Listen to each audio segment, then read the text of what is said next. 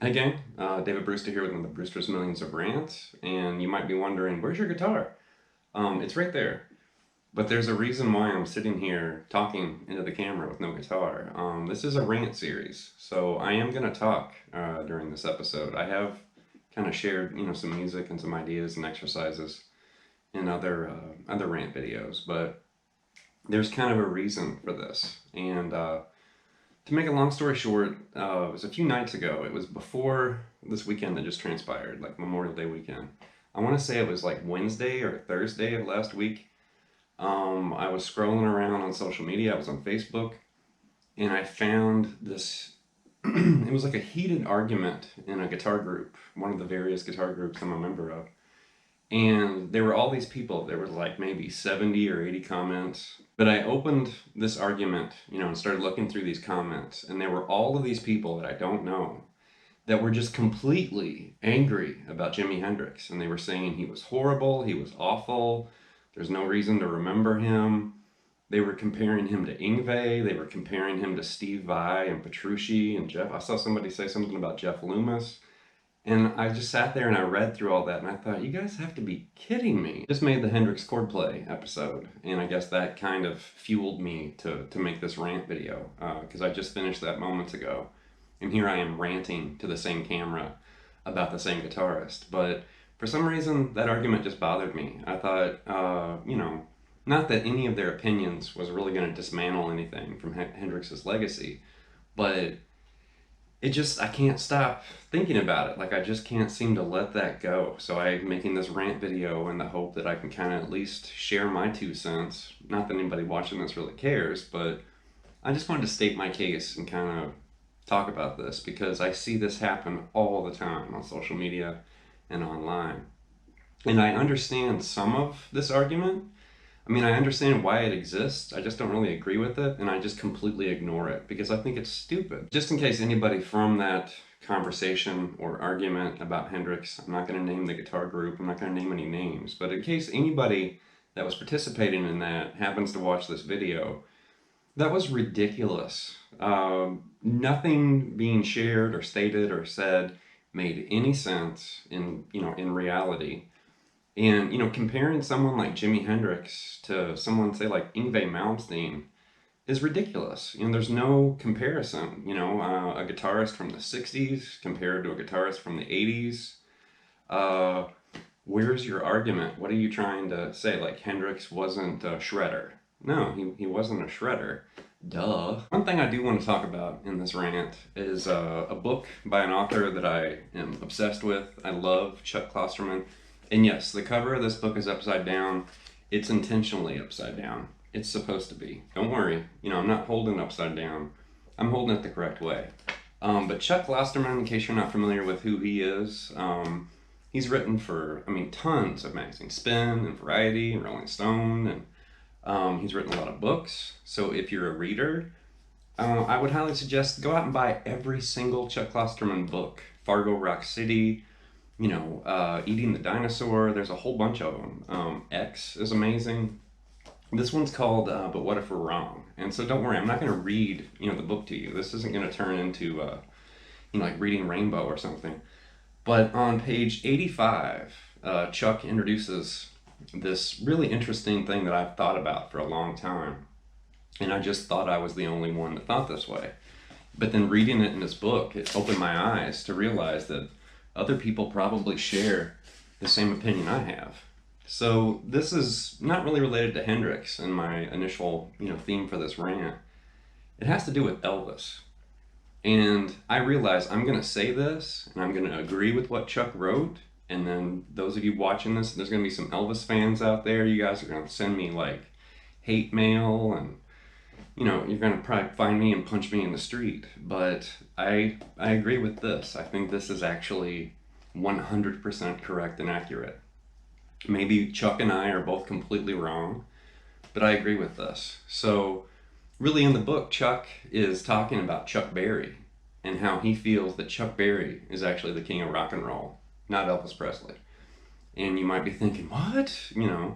But I agree with this. So I'm just going to read a little brief piece here, but he's basically talking about in the future, like 200 years from now, When whoever is living in society looks back at our timeline, the 20th century, 21st century, um, they're not going to have the social connection to Elvis. They're not going to have the social connection to anyone like that. It's far enough in the future, they'll look back, and it'll be just like when we look back at Mozart or Bach or someone.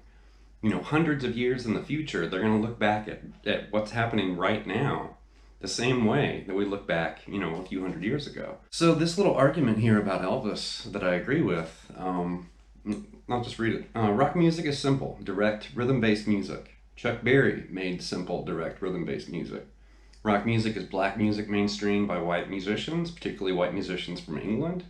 Chuck Berry is a black man who directly influenced Keith Richards and Jimmy Page. Rock music is grounded in the American South. Chuck Berry's from St. Louis, which certainly feels like the South for most of the year. Rock music is preoccupied with sex.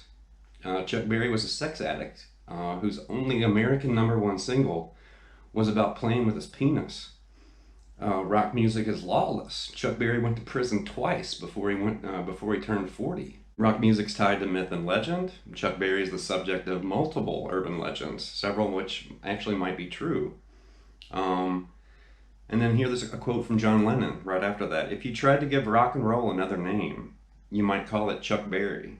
I actually agree with this. And the point that Chuck's making in this book is, in the 50s, I think people were so preoccupied with figuring out who's the best. Is it Buddy Holly? Is it Chuck Berry? Is it Elvis? Is it, Bill Haley?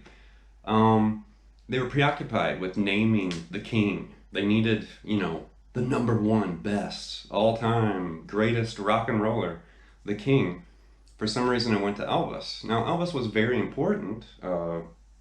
Talented performer, talented singer, definitely entertained millions and millions of people for decades and decades and decades, and still has a big fan base and followers.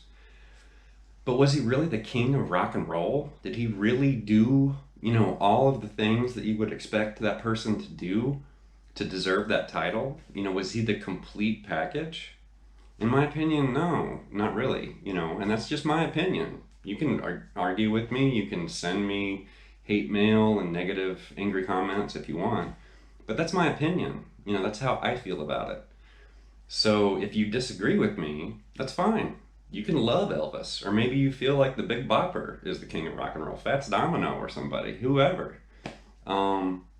But in my mind, Chuck Berry really does seem to fit that icon type status, where it's like he was the complete package. Played guitar, sang, a showman, wrote, classic standards that are going to be remembered forever. Johnny B. Good will be remembered forever. It will never, be forgotten.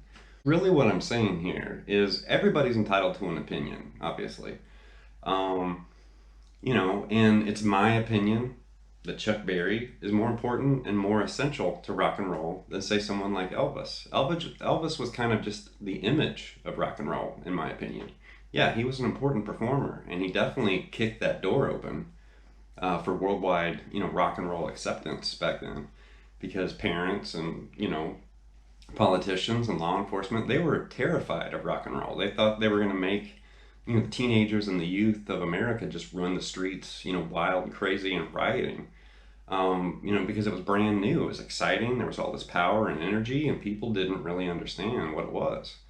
Now, all these years later, and decades later, people have such a harsh stance about the origin of what they love. If you're a rock music fan and you don't respect Elvis and Chuck Berry and the Big Bopper and Ritchie Valens and Buddy Holly and the gang, that's fine, I guess, but you can't really, in my opinion, you can't really call yourself a rock music fan if you completely ignore and negate and just, disregard the beginning, the origin or the creation of the style.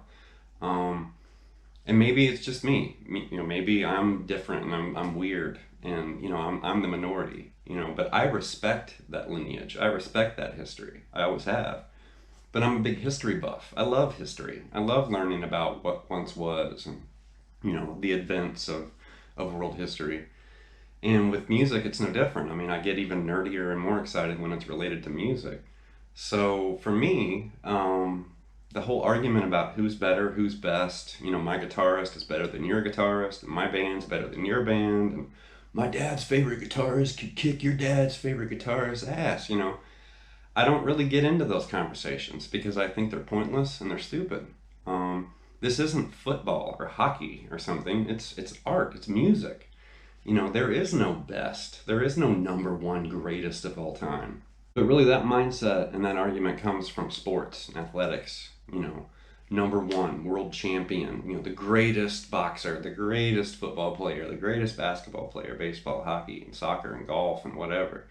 That's where that comes from. Number one, who's the greatest? And somehow it just kind of filtered over into music.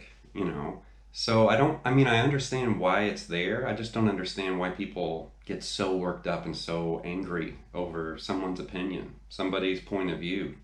And every few years, Rolling Stone and some other magazines, they'll put out like the 100 greatest, rock guitarists of all time, or the, 100 greatest, drummers of all time, or whatever.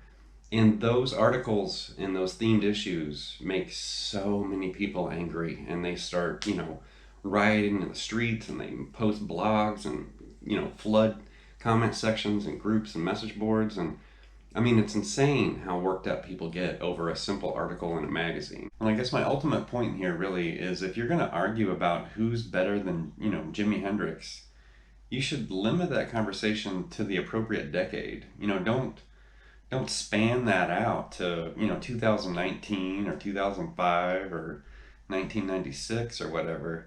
If you really want to have that argument, compare him to other guitarists from the 60s. But before you do that, do me a favor.